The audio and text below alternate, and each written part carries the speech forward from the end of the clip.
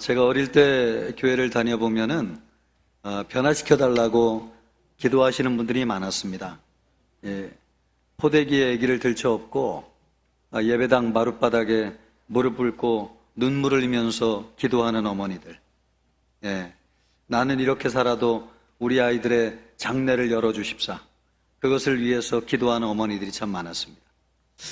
또 술을 끊지 못해가지고 중독이 되신 분들은 자주 교회는 나오진 않지만은 교회 나와서 기도할 때마다 하나님, 내가 죄인입니다. 내가 변화돼야 되는데 어떻게든 하나님이 계시면 이 술을 좀 끊게 해주십시오.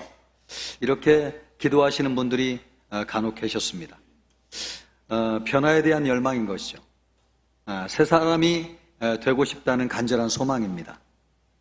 그래서 많은 사람들이 하나님을 만났고 또 변화되고 새 사람이 되는 역사가 있었습니다. 변화에 대한 갈망, 그것이 하나님을 만난 아주 중요한 통로라고 할 수 있습니다. 그런데 이런 것에 비해서 보면 우리는 우리 자신이 변화되기를 위해서 기도하기보다는 우리 주변에 있는 환경이 변화되기를 위해서 기도를 더 많이 하는 것 같아요.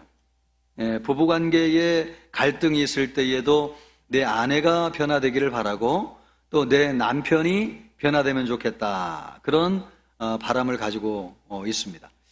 고부간의 갈등에서도 나는 전혀 문제가 없는데 시어머니의 문제가 많습니다, 이렇게 접근하는 경우가 많죠.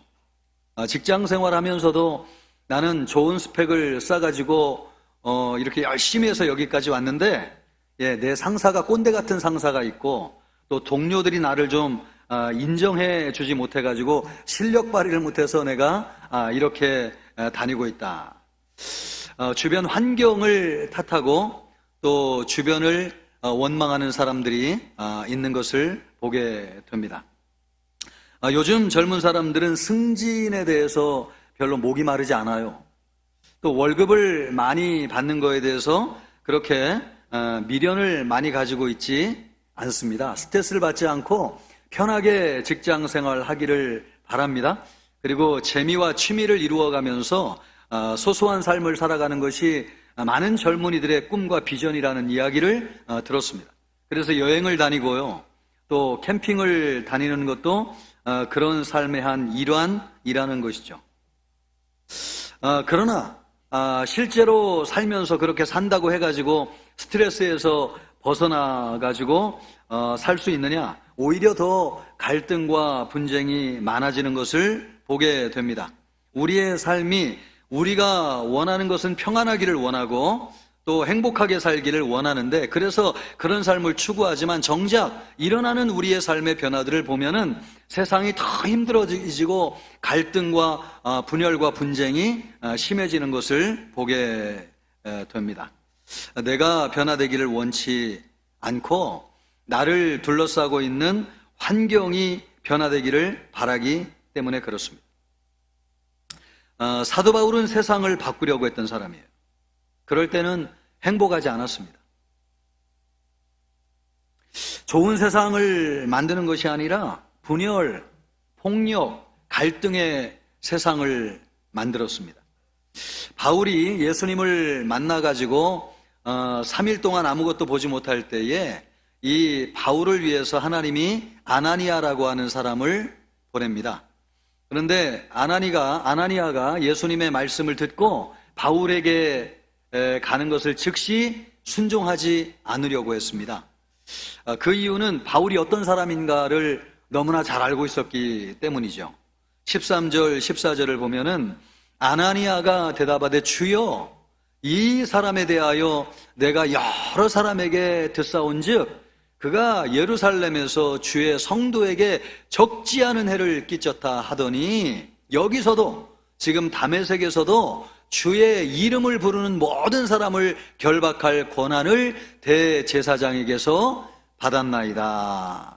아나니아는 신앙적으로 굉장히 존경받는 사람이에요.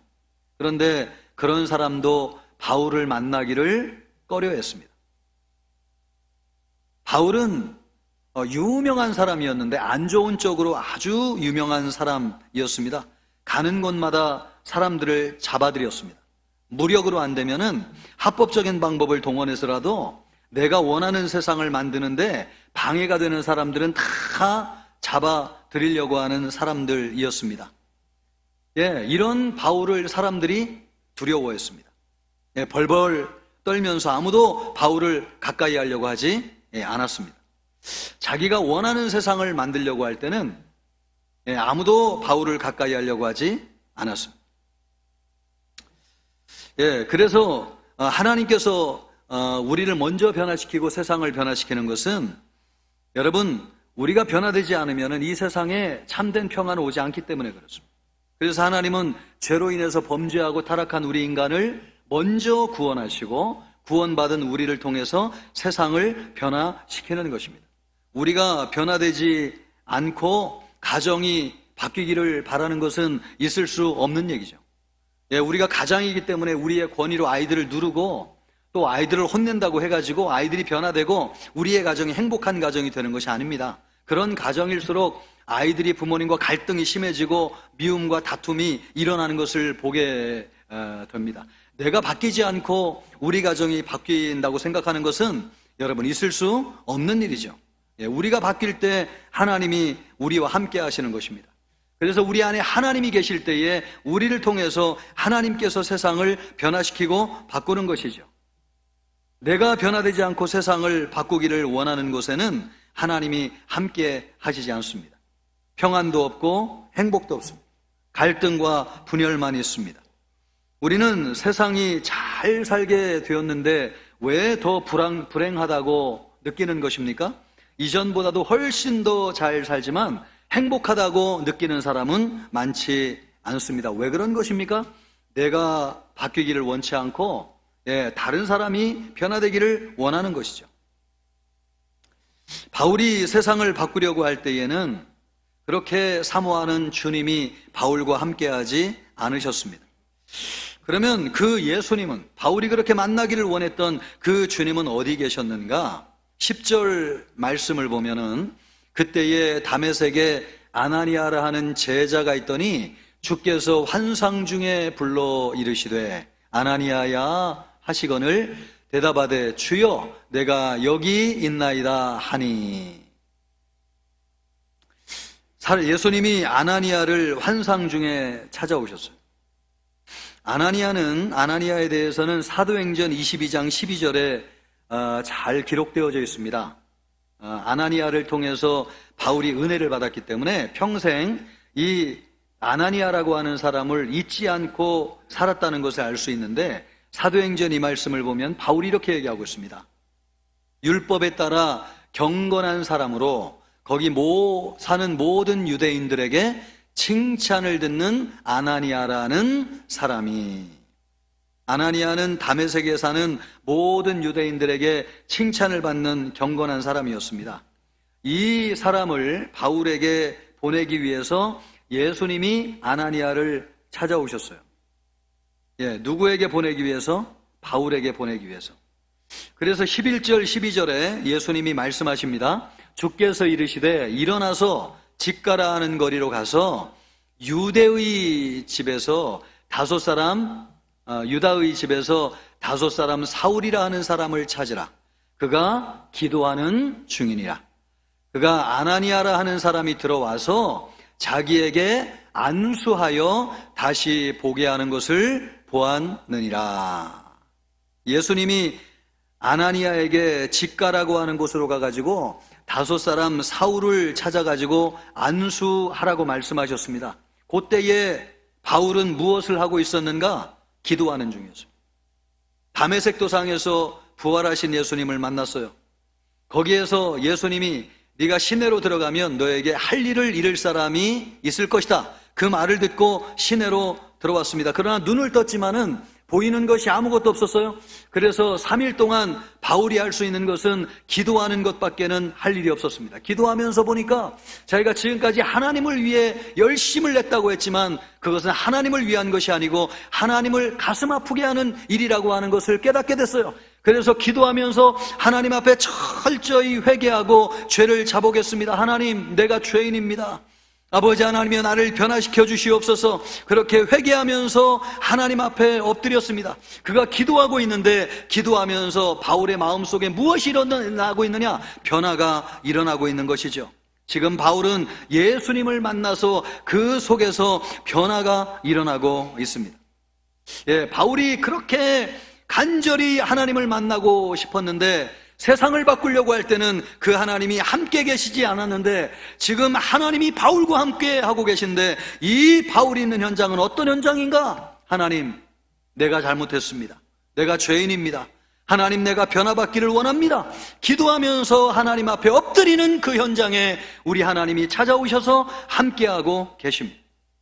바울이 세상을 바꾸려고 할 때에는 예수님이 함께 하지 않으셨는데 죄를 회개하고 변화되기 원하는 곳에 함께하고 계셨습니다.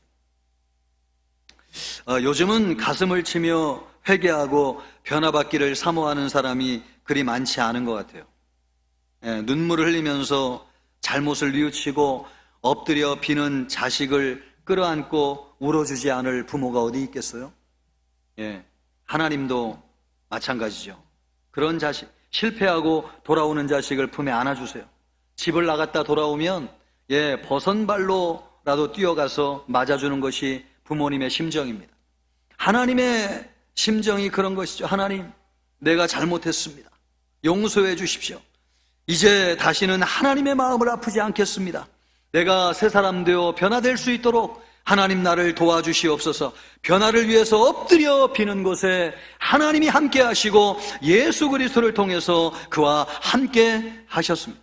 우리는 여러분 인생을 살면서 회한을 느끼고 인생을 한탄할 때가 있습니다. 내가 부족해가지고 아내와 자식을 고생시키는 것을 생각할 때에 자신이 무능한 것을 인정하지 않을 수 없어요. 눈물을 흘리면서 나를 도와달라고, 하나님 나에게 힘을 주셔서 우리 가족을 먹여 살게 해달라고 우리 하나님 앞에 엎드릴 때가 있습니다. 그럴 때에 우리와 함께하고 계신 분이 계신데 그분이 누구시냐? 변화를 위해서 엎드리는 우리를 찾아오시는 주님이 그 시간 우리와 함께하고 계십니다. 예수님이 눈에 보이도록 나타나야지 주님이 우리와 함께한다고 생각하지 마십시오. 바울에게는 진실한 믿음의 사람을 보내셔서 예수님이 함께 하셨습니다. 지금 이 시간 여러분 변화되기를 원하는 마음으로 이 자리에 앉아 계십니까? 우리 주님이 여러분을 찾아오신 줄 믿습니다. 하나님, 내가 죄인입니다. 하나님, 내가 변화되기를 원합니다.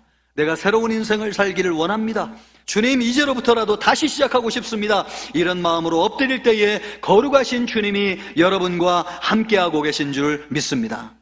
2007년도에 상암 월드컵 경기장에서 평양대부흥 100주년 기념 집회가 있었습니다. 그때 말씀을 전하신 분이 옥하는 목사님이세요. 옥하는 목사님이 주여, 이놈이 죄인입니다. 이놈을 용서하여 주시옵소서. 이것이 말씀의 주제였는데 그 말씀이 많은 성도들의 마음을 울렸습니다. 그러나 여러분, 이 말씀은 옥하는 목사님이 처음 말씀하신 말씀이 아니세요. 우리나라 기독교가 처음 들어왔을 때에 우리 성도들이 가슴에 끌어안고 기도하던 기도 제목이었습니다. 평양대부흥이 일어났을 때에 많은 성도들이 엎드려 눈물을 흘리며 기도한 제목이 이것이었어요. 하나님, 내가 죄인입니다.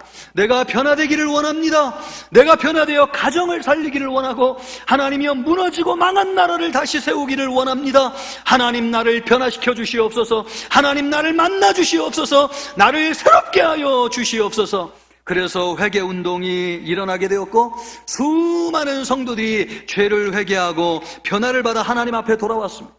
술, 담배를 끊었습니다. 바람피는 사람들이 가정으로 돌아왔습니다. 남의 물건을 토색하여 훔친 사람들이 물건을 돌려주면서 용서를 구했습니다. 우리가 변화되어야지 가정이 살고 나라가 망한 이 나라가 다시 세워질 수 있다고 하는 것을 믿었기 때문입니다. 이것이 우리 한국교회의 참 거룩한 전통이고 너무너무 귀한 신앙적인 흐름입니다. 그런데 어느 사이에 이런 신앙적인 맥이 끊어져 가지고 내가 변화되기를 기도하는 사람들보다는 잘못을, 원인을 다른 사람들에게 돌리는 사람들이 더 많은 시대에 우리가 살고 있습니다. 환경을 탓하는 것이죠. 다른 사람을 원망하는 것입니다. 부모에게 책임을 돌리는 것입니다. 우리를 잘 살게 해주지는 못하는 나라와 이 위정자들에게 책임을 돌리는 사람들이 너무나 많아지고 있습니다. 교회 나와서 하나님, 내가 변화되어야 되겠습니다. 하나님, 내가 너무나 부족합니다. 하나님, 나를 만나 주십시오. 나를 통해서 우리 가정이 세워지게 하여 주시옵소서. 이렇게 기도하는 성도들이 너무나 적은 시대. 그래서 여러분, 말씀이 점점 힘을 잃잖아요. 또 성령의 역사가 점점 줄어드는 것을 보게 돼요. 교회 나와서 하나님을 만나고 변화되는 사람들이 너무나 드물어지는 것을 보게 됩니다. 왜요? 여러분, 변화되는 곳에 하나님이 함께 하시고 변화되는 곳에 주님이 함께 하시는데, 여러분, 내가 변화되기를 원치 않기 때문에, 주변의 사람들이 변화되기를 원해요. 우리의 환경이 달라지기를 원해요. 사도 바울은 세상을 바꾸기를 원했어요. 그럴 때는 하나님이 함께 하지 않았어요. 그러나 기도하면서 엎드리고, 하나님, 내가 죄인입니다. 내가 새로워지기를 원합니다. 내가 하나님 앞에 잘못했습니다. 이렇게 엎드려 기도할 때 우리 하나님이 함께 하셨습니다. 여러분, 우리 주님 어디 계신 분이세요? 눈물을 흘리며 변화되기를 구하는 곳에 계신 분이 우리 주님이세요. 바울은 여러분 죄인의 개수입니다. 그래서 사람들이 바울을 가까이 하지 않았어요. 아나니아와 같이 거룩한 사람도 바울과 같은 사람 만나기를 원치 않았어요. 세상을 바꾸려고 할 때는 아무도 그를 가까이 하지 않았어요. 그런데 거룩하신 주님이 바울이 엎드려서, 주님, 내가 변화되기를 원합니다. 그럴 때는 주님이 찾아오셔서 그를 만나주시고 그를 변화시켜 주셨어요. 우리의 가정에서, 직장에서 여러분 엎드리세요. 내가 변화되기를 위해서 기도하세요. 반드시 그런 곳에는 주님이 함께하고 계십니다. 여러분, 이 시간 여러분이 변화되기를 원하십니까? 우리 주님이 여러분과 함께 하시리라 믿습니다. 우리 모든 청천교회 성도들이 그런 성도 되기를 주님의 이름으로 축복합니다. 이렇게 우리 주님이 변화되기를 원하는 사람을 찾아오셔서 만나주세요. 바울은 그래서 변화됐어요. 세상 바꾸려고 할 때는 안 변했어요. 그런데 죄를 고백하고, 주님, 내가 변화되기를 원합니다. 그럴 때는 변화됐어요. 주님이 오셔서 찾아오셔서 만나주셨어요. 오늘 이 바울을 변화시킨 예수님을 통해서 성경이 우리에게 주시고자 하는 메시지, 말씀이 있는데 바로 그것이 무엇인가? 첫째, 예수님은 질서를 따라서 사람을 변화시킵니다. 우리 예수님은 전능하신 분이세요. 사도 바울을 다메섹 도상에서 만났을 때 그 순간에 완전히 변화시킬 수 있는 분이셨어요. 그런데 그렇게 하지 아니하시고 바울을 변화시키기 위해서 아나니아라고 하는 사람을 보내세요. 17절, 18절 말씀을 보세요. 아나니아가 떠나가지고 그 집에 들어가서, 바울이 있는 집에 들어갔다는 겁니다. 그에게 안수하여 이르되, 형제 사울아, 주 곧 내가 오는 길에서 나타나셨던 예수께서 나를 보내어 너로 다시 보게 하시고 성령으로 충만하게 하신다 하니, 즉시 사울의 눈에서 비늘 같은 것이 벗겨져 다시 보게 된지라. 여러분, 아나니아가 아니어도 예수님은 전능하신 분이세요. 얼마든지 바울을 눈을 뜨게 할 수 있었고 성령의 충만함을 주실 수 있는 분이셨어요. 그런데 우리 예수님이 그렇게 하지 않으셨어요. 아나니아를 보내서 안수하게 하시고, 성령 충만을 받게 하시고, 눈을 뜨게 하시고, 세례를 받게 하셨어요. 아나니아는 다메섹에서 존경받는 기독교인이었습니다. 아나니아라고 하면 모르는 사람이 없을 정도로 기독교인에게는 참 하나님의 사람으로 인정받는 사람이었어요. 그런 사람을 통해서 예수님은 바울이 근거를 가지고 변화되었다고 하는 것을 보여주기를 원하셨어요. 바울이 혼자 기도하다가 성령 받고 변화된 사람이 아니다. 그 사람은 아나니아가 보증하는 사람이다. 너희가 존경하는 아나니아를 통해서 변화된 사람이 사도 바울이다. 그는 우리가 받은 성령을 받은 사람이고 우리가 만난 예수님을 믿고 변화된 사람이다 라고 하는 것을 사람들에게 보여주기를 원하셨어요. 그래서 아나니아를 바울에게 보내셔가지고 바울을 변화시킨 것입니다. 이것이 나중에 바울이 사역할 때에 사도로서 권위를 부여받는데 굉장히 중요한 역할을 한다고 하는 사실이에요.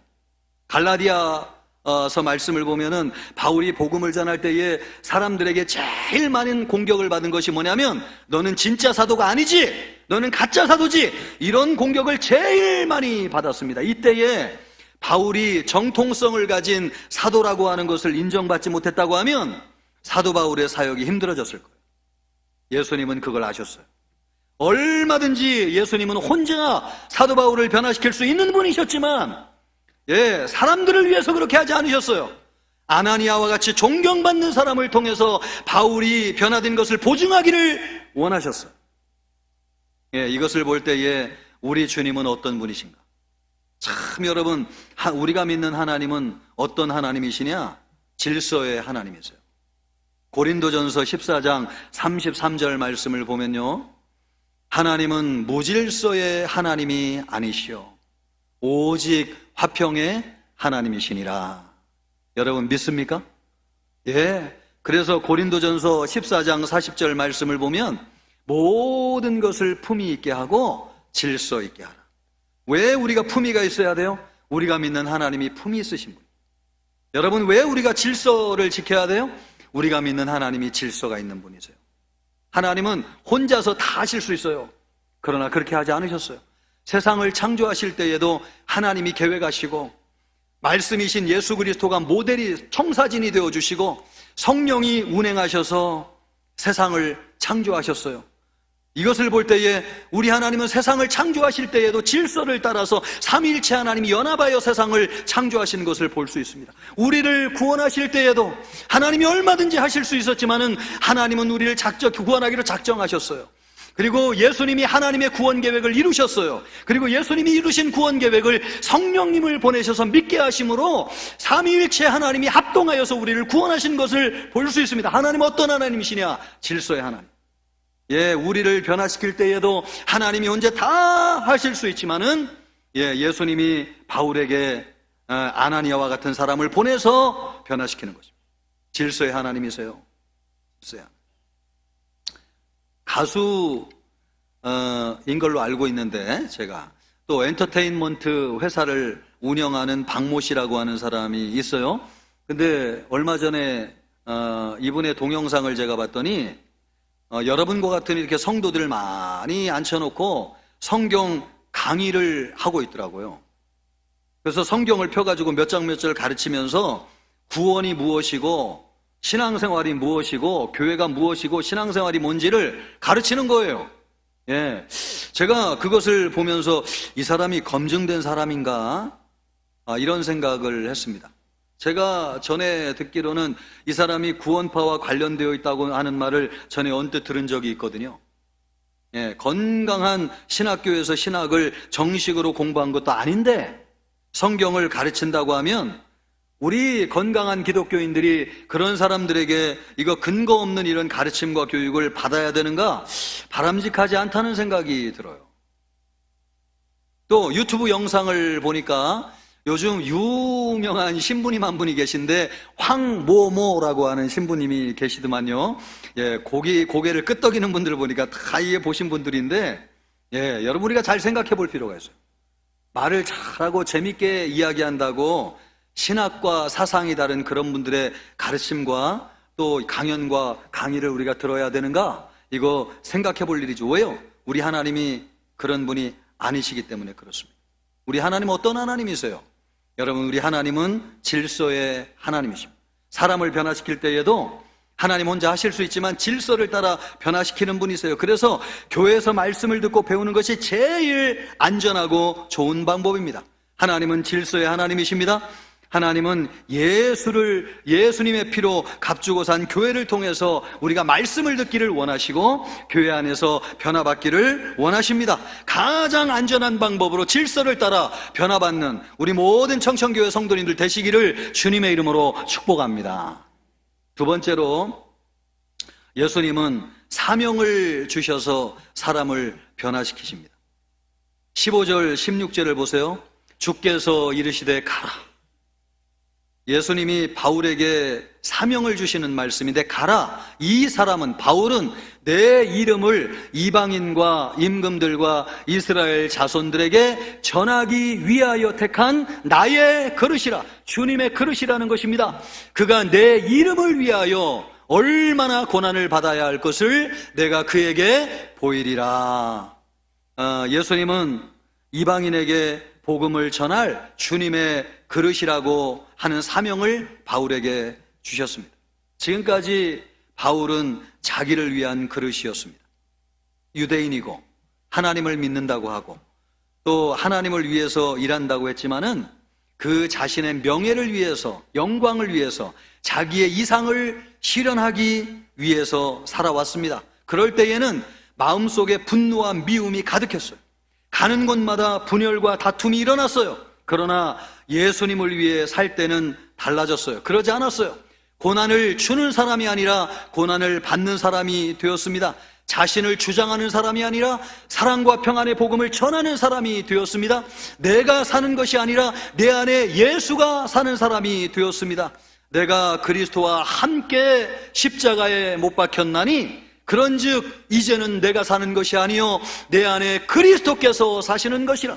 이제 내가 육체 가운데 사는 것은 나를 사랑하사 나를 위하여 자기 자신을 버리신 하나님의 아들을 믿는 믿음 안에 사는 것이라.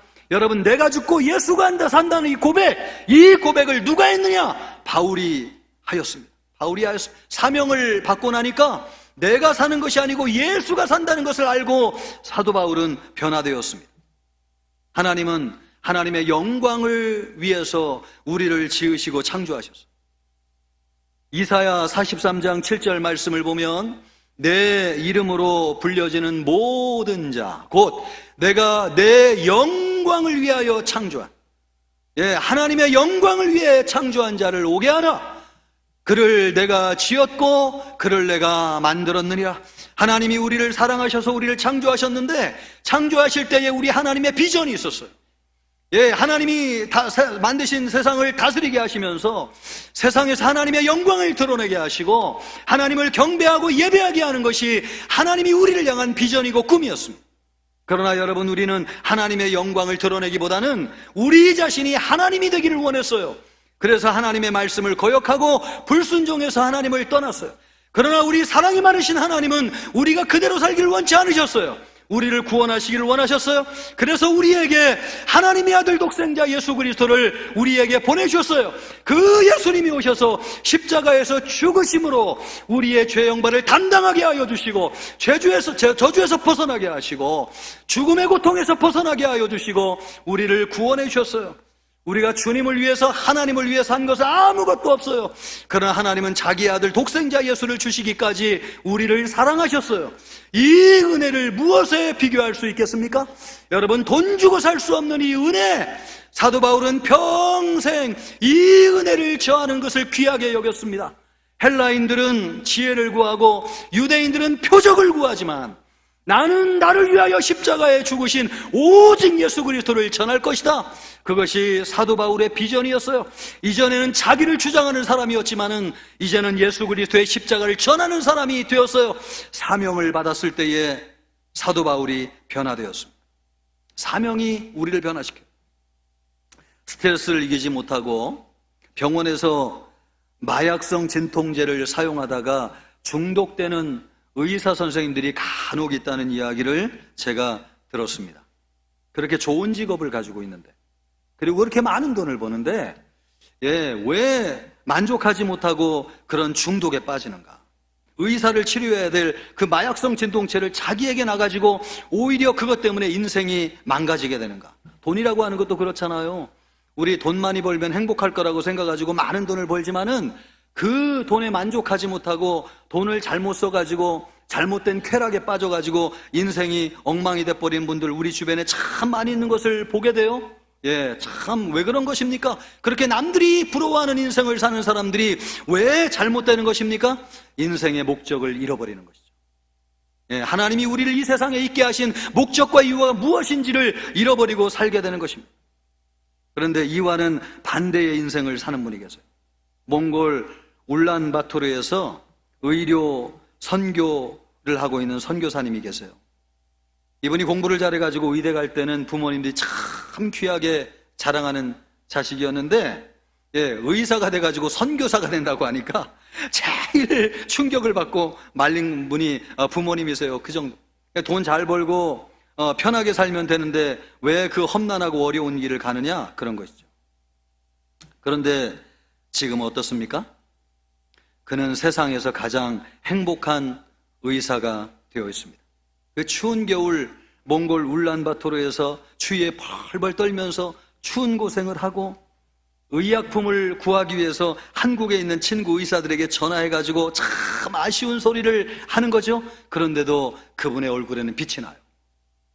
그분의 얼굴에는 빛이 나요. 행복이 가득한 미소로 사람들을 행복하게 하는 것입니다. 맹장 수술을 하고 심장 수술을 해가지고 사람들을 고칠 때마다 예수 그리스도의 복음을 전하는 것입니다. 이것은 내가 고친 것이 아니라 주님이 당신을 사랑하셔서 고쳐주셨습니다. 그런 말을 할 때마다 마음속에 얼마나 기쁨이 가득하고 충만한지요. 여러분, 사명이 사람을 변화시키는 것입니다. 우리의 생각을 바꾸고 삶을 바꾸고 얼굴에 웃음까지도 바꾸는 것이 있는데 그것이 무엇이냐? 사명입니다. 사명을 가진 사람은 변화되게 돼 있어요. 어떤 직업을 가지고 있든지 사명을 따라 사는 사람은 반드시 만족하게 되어져 있고 변화된 인생을 살게 되어 있습니다. 여러분이 어떤 직업을 가지고 있든지 사명을 가지고 사십시오. 그리고 우리의 주님을 전하는 일에 여러분의 인생을 드리면서 사십시오. 그러면 여러분의 삶이 바울처럼 바뀌어지게 될 것입니다. 그런 변화가 있기를 주님의 이름으로 축복합니다. 세 번째로, 예수님은 성령 충만으로 사람을 변화시킵니다. 예수님이 아나니아를 보내셔가지고 중요한 일 한 가지를 하셨는데 그것은 뭐냐면 안수하여서 성령 충만을 받게 하시는 것입니다. 17절 말씀을 보면은 성령으로 충만하게 하신다. 아나니아가 안수할 때 바울이 성령 충만을 받았습니다. 여러분, 아나니아를 통하지 않아도 예수님은 얼마든지 바울을 성령 충만하게 하실 수 있는 분이세요. 그런데 왜 아나니아를 통해서 성령 충만을 주셨을까요? 그것은 아나니아가 받은 성령을 바울도 받았다고 하는 것을 보여주기를 원하셨어요. 그럼 아나니아가 받은 성령이 어떤 성령이냐? 사도행전 2장에 나오는 오순절의 성령을 120명의 제자들이 간절히 기도할 때에 하늘이 열리고 성령이 임하였는데 그 성령을 아나니아가 받았고 아나니아가 받은 그 성령을 바울도 받았다고 하는 것을 보여주기를 원하셨어요. 그래서 아나니아가 안수하여 기도할 때에 성령의 충만이 바울에게 임한 것입니다. 그러므로 여러분, 바울이 받은 성령은 어떤 성령입니까? 12명의 제자, 사도들이 오순절 성령을 받았는데 그 똑같은 성령을 사도 바울이 받았다고 하는 것입니다. 그것을 보여주기 원하여서 하나님께서 아나니아를 통해서 안수함으로 성령 충만을 주신 것이죠. 예수님의 제자들도 성령 받기 전에는 변화되지 않아 매일 싸웠어요. 그러나 성령 받고 달라졌어요. 성령 받은 제자들이 달라졌다고 하는 것을 무엇으로 알 수 있냐? 그럼요, 사도행전 2장 4절 말씀을 보십시오. 우리 같이 한번 읽습니다. 그들이 다 성령의 충만함을 받고 성령이 말하게 하심을 따라 다른 언어들로 말하기를 시작하니라. 그대로 보여주시면, 여러분, 성령 받은 제자들이 달라졌다고 하는 것을 무엇으로 알 수 있느냐? 말하는 것을 통해서 알 수 있습니다. 성령 받은 제자들이 한 가지 달라진 게 있는데 그게 뭐냐? 말하는 게 달라졌어요. 그때는 내가 하고 싶은 말을 했어요. 그런데 성령을 받고 나서는 성령이 말하게 하심을 따라 말하였습니다. 할렐루야! 여러분, 성령 받은 사람은 변화되는데 그 변화된 증거가 무엇으로 나타나냐? 말하는 것이 달라져요. 말하는 것이. 말하는 것이 달라진 사람은 그 내면에 변화가 옵니다. 그래서 성령의 9가지 열매를 맺게 돼요. 사랑, 희락, 화평, 오래 참음, 자비, 양선, 충성, 온유, 절제, 이 9가지 열매가 무엇입니까? 우리 주 예수 그리스도의 인격이지요. 예수님을 닮게 되는 것입니다. 누가? 성령 받은 사람들이. 성령 받으면 말이 달라져요. 말이 달라질 때에 인격의 변화가 찾아와요. 인격이 달라진 사람들이 예수님을 닮게 되는 것입니다. 그럴 때에 이와 같은 성령의 9가지 열매를 맺는 것입니다. 여러분, 성령 충만을 왜 받아야 되느냐?